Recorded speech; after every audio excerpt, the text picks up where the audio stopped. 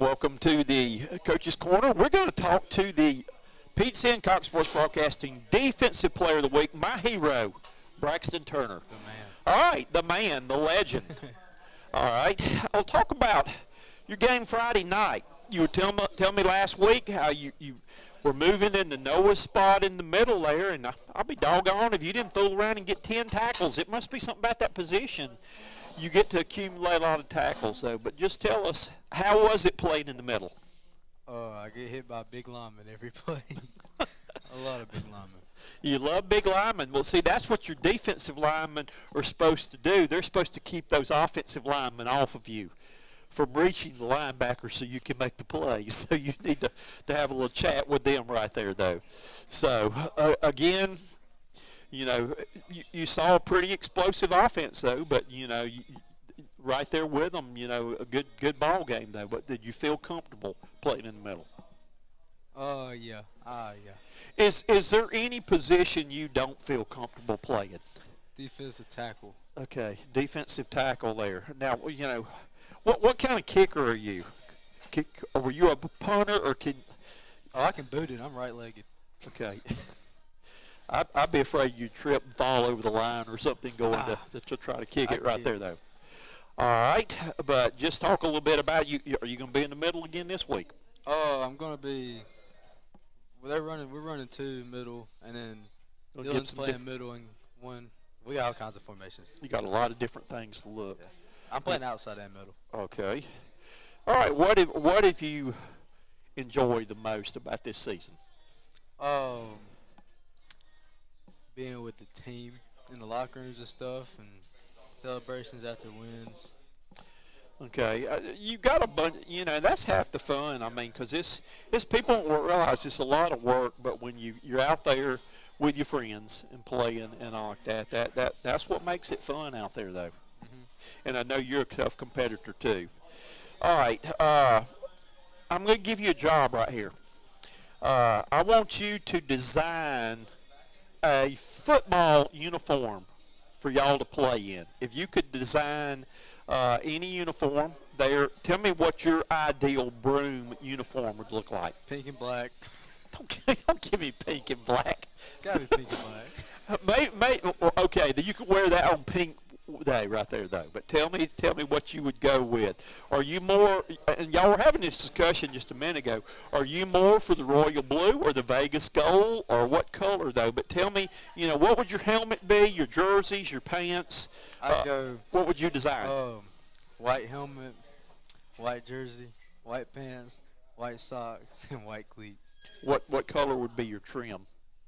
You got to put a number on it. Blue. Okay, you're going to go with blue. So you're going to be basically really simple then. You're a simple guy on that, though. What was the toughest team that you personally felt like you played against this year or had to defend? Probably Clinton. You think Clinton was? Yeah. That they presented more problems? I know they were good right there, but physically, were they probably the strongest or toughest team you had to play? Oh, yeah. All right. On both sides of the ball, was there one, you know, that was defensively, offensively, was there a team, you know, that gave you more problems? Like with me on offense? Yeah, when you're on offense. As far as covering you. Covering me. Probably be Indian, I guess. Okay. All right. That they did that, though. All right. We're going to let you be Coach Fleming for the day. All right. You are the coach of the Broome Centurions, head coach. All right. Tell me what your day would be like. What your average day of being the head coach for the Broome Centurions would be like. I wake up, go to school. I go put the laundry in the lockers, you know, about first block. Go put them in the lockers, and then I guess I'll do the stuff on the computer. And then when it comes practice time, we go out there and go practice. Okay. Well, tell me what your practice would be like. A lot of offense, a lot of defense, but like 5-minute sessions, you know, and. How about special teams? That's you know, special teams that everybody does offense and defense, but special teams, there's 3 parts of winning. I would do that at the end of practice. You're going to give Mason a break over here. You're not going to keep him too busy? Or? Oh, no, he's kicking the whole practice. He's kicking the whole practice? Okay. All right. Now, are your practices, are they going to be, are y'all going to do a lot of hitting? Are you going to do a lot of teaching? Are you going to do a lot of walkthrough? But tell me what your practice will be like. Walkthrough. Are you going to get to hit the quarterback any? Oh, yeah, Dylan, yeah. Only if you're Paul Lee? Yeah. Okay, and he doesn't know what a red jersey is? No, the quarterback's not wearing a red jersey. Okay, you're not wearing a red jersey. Is it pink? Oh, it's going to be pink. Okay, you're going to put him in a pink jersey. Okay. So are your practices going to be physical, or are they going to be kind of light? Kind of light. Okay, so you don't want to risk getting anybody hurt on those. All right, well, I will let you know what day. Coach Fleming will let you know what day you can fill in for him on that, though, where you can be handle off his responsibilities. I think there's a lot more to it than that, though, but I'm glad you at least got those things covered on there. All right, who has had the biggest influence on your life? Probably my grandpa. Your grandfather? Okay, so he's a pretty special guy. Does he get to come see you play a lot? Every night. Why do you think that, why would you say that he's probably had the biggest influence on you? I mean, did he take you to a lot of games or do things, or what did y'all do together? Yeah, when I was younger, we went to a lot of college games, and then he took me to a lot of camps, and we used to go in the yard and play. Okay, all right. Well, that's great. I'm glad to hear that. I'm glad that he's getting to see you follow your career and still see you play. What's something that your parents or even your grandfather told you when you were little that you still apply today? Don't be scared. Okay. And does that be scared of failing, scared of the dark? Oh, no, don't be scared of nobody, because getting scared gets you hurt. Okay. All right. So that's why when you go on the field, you don't back down. And I have not seen you back down from anything. All right. Last week we had a discussion with him, so I knew that last play before halftime. I knew what was coming on that because we talked about it. All right. You've got one play to win the game this Friday night. It's 4th and goal on the 3-yard line. What do you call?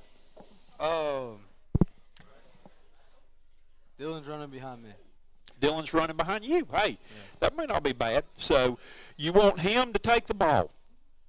You want him to keep it, or do you want him to throw it to you, or do you want to run a jet sweep and try to get it in? Now, this is your call right here. 4th and goal at the 3, final play of the game to win or lose the game. What do you call it? Final play of the game? Yeah. All right, so I'm going to come in motion. He's going to hand it to me. Then Cam's running down the field, and I'm going to throw it to him. All this in 3 yards? Yep. Okay. It's got to happen. All right. Now, Coach Fleming, you've heard that they've got the play set up here to advance to the second round of playoffs. So you okay. All right. I'll be looking for that one. He didn't let me down on the one that we talked about for him down there on the final play before halftime right there. And as we mentioned earlier, Dylan, that I knew that you called tails when we won the toss on that. We had already discussed that one too right there, though. All right. What is your mantra? What does that mean? Your mantra is your philosophy, is something you try to live by every day. Don't feel bad. My wife was an English teacher, and she told me that. This is her question, and I said, what is a mantra? So she had to explain that one to me. So what is your philosophy that you try to live every day by? Do you have something that you try to do every day? Scared money don't make money. Do what now? Scared money don't make money. Scared money don't make money.